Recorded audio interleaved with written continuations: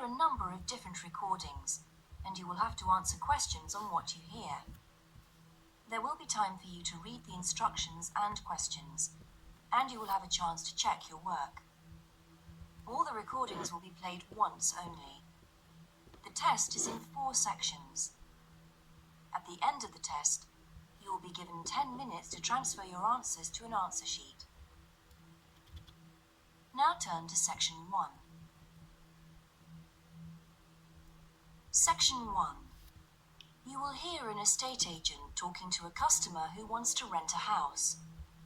First, you have some time to look at questions 1 to 8.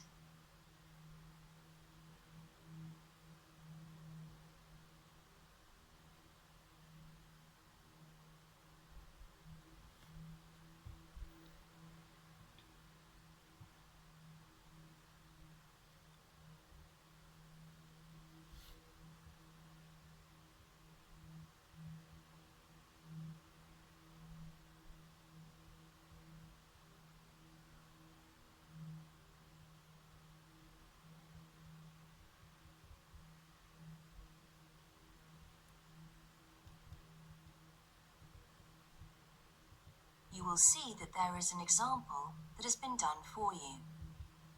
On this occasion only, the conversation relating to this will be played first. Good morning. How can I help you? Hello. I'm interested in renting a house somewhere in the town. Right. Could I have your name, please? Yes, it's Stephen Godfrey. And tell me how many bedrooms you're looking for. Well, we'd need 4 because I'm going to share the house with 3 friends. The number of bedrooms needed is 4, so 4 has been written in the space. Now we shall begin. You should answer the questions as you listen, because you will not hear the recording a second time. Listen carefully and answer questions 1 to 8. Good morning. How can I help you? Hello. I'm interested in renting a house somewhere in the town. Right. Could I have your name, please? Yes, it's Stephen Godfrey. And tell me how many bedrooms you're looking for. Well, we'd need 4 because I'm going to share the house with 3 friends. Okay. There are several of that size on our books. They mostly belong to families who are working abroad at the moment. What about the location? It'd be nice to be central. That might be difficult, as most houses of that size are in the suburbs. Still, there are a few. What's your upper limit for the rent? We'd like something around £500 a month, but we could go up to £600 if we have to. But we can't go beyond that. Do you know how long you want to rent the house for? The minimum let is 6 months, as you probably realise. We're at college here for 2 years, and we don't want to have to move during that time if we can avoid it. Right. And how soon do you want to move in? All our lets start on the 1st of the month. Well, as soon as possible, really. So that means September 1st. Okay, let me have a look at what we've got. We have photographs of all the houses on our book, so you can get an idea of what they're like. There's this one in Oakington Avenue at £550 a month. Combined living room and dining room with a separate kitchen. It doesn't have a garage, though you can park in the road. We'd prefer to have one if possible. Right. Then have a look at this house in Mead Street. Mm-hmm. It's got a very large living room and kitchen, bathroom, cloakroom. How much is it? That one's £580. It's very well furnished and equipped. It also has plenty of space for parking, and it's available for a minimum of a year. Oh, and there's a big garden. I don't think we could cope with that, to be honest. We'll be too busy to look after it. Okay. Then there's this older house in Hamilton Road. Living room, kitchen, diner, and it has a study. £550 a month. That looks rather nice. But whereabouts in Hamilton Road? Towards the western end. Oh, that'll be very noisy. I know the area. Yes, it's pretty lively. Some people like it, though. Well, what about this house in Devon Close? That looks lovely. There's a big demand for houses in that area, so prices tend to be quite high. But this one hasn't been decorated for a few years, which has kept the rent down a bit. It's got a living room, dining room, and small kitchen, and it's $595 a month. I think it would suit you from what you've said. Sounds fine. Before you hear the rest of the conversation, you have some time to look at questions 9 and 10.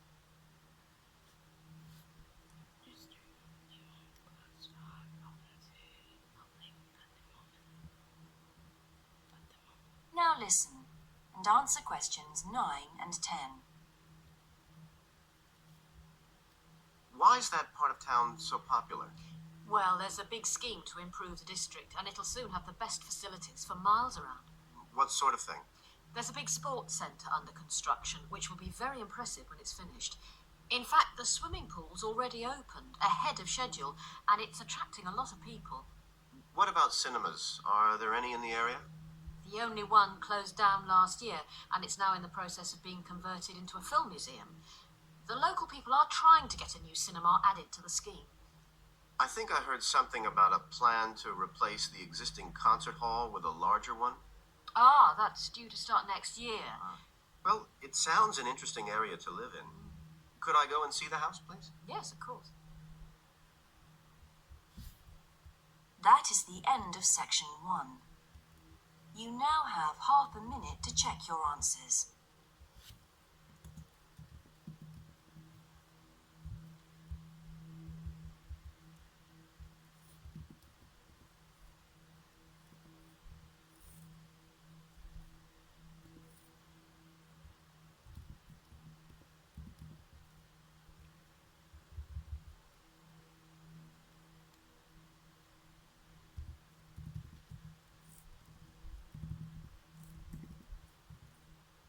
Now turn to section 2.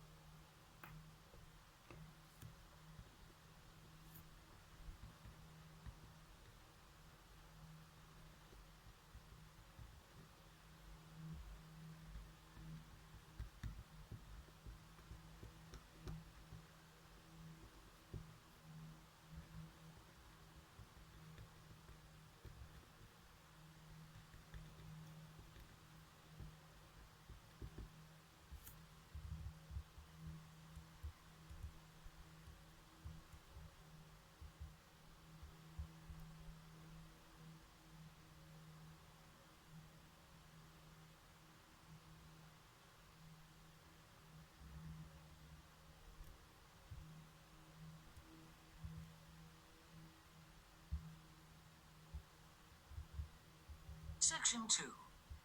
You will hear the organizer of a rock festival talking to the exhibitors and performers at a planning meeting. First, you have some time to look at questions 11 to 17 on page 3.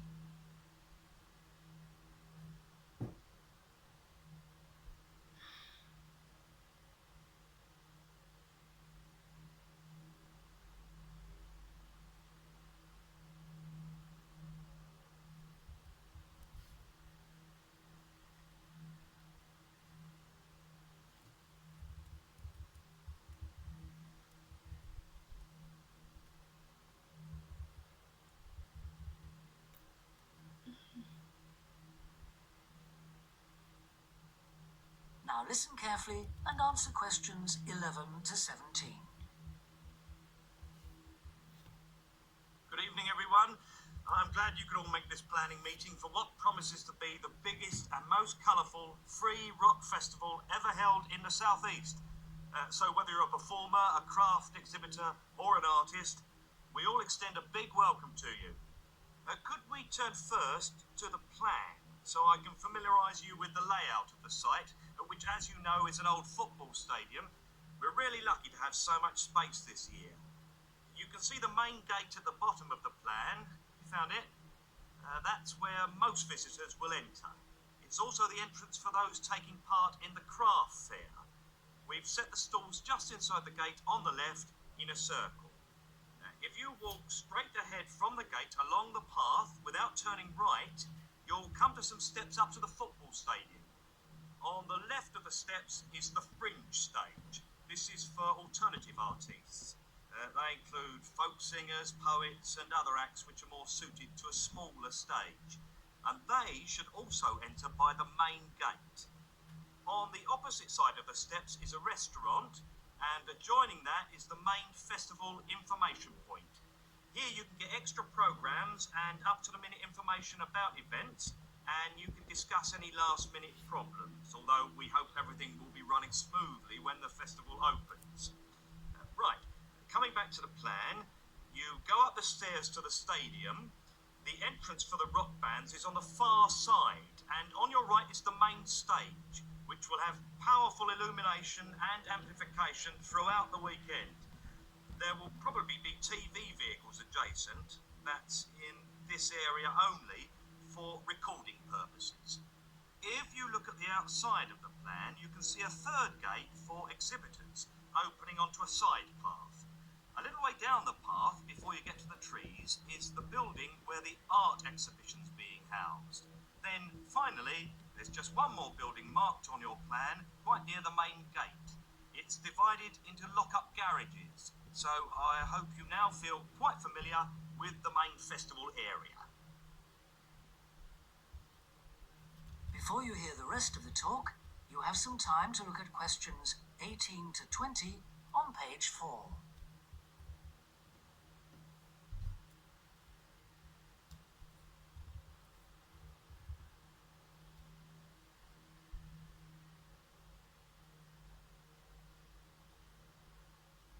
Now listen and answer questions 18 to 20. We also hope that you'll have received your welcome pack. In it, you should find 2 parking tickets for yourself and anyone assisting you, an armband to indicate that you are an official visitor, one of our brilliant yellow badges with the new festival logo, a festival program, and several sheets of information that we'd ask you to study carefully before the event.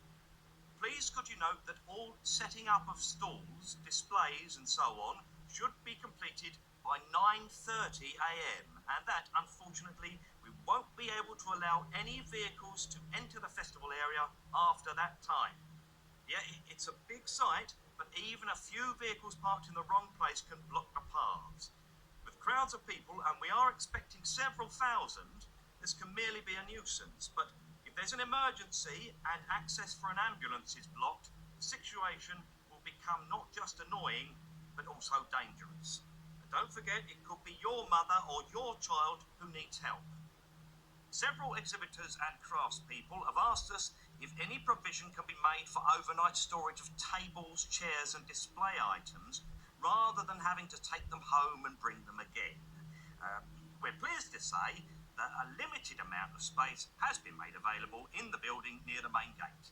You'll be issued with a yellow ticket to reclaim your property, similar to the red parking tickets, so do check you bring the right one. But please understand that this is entirely at your own risk, as we can take no responsibility for items lost or damaged. I think that's all I have to say at this point, but thank you all for your attention. That is the end of section 2. You now have half a minute to check your answers.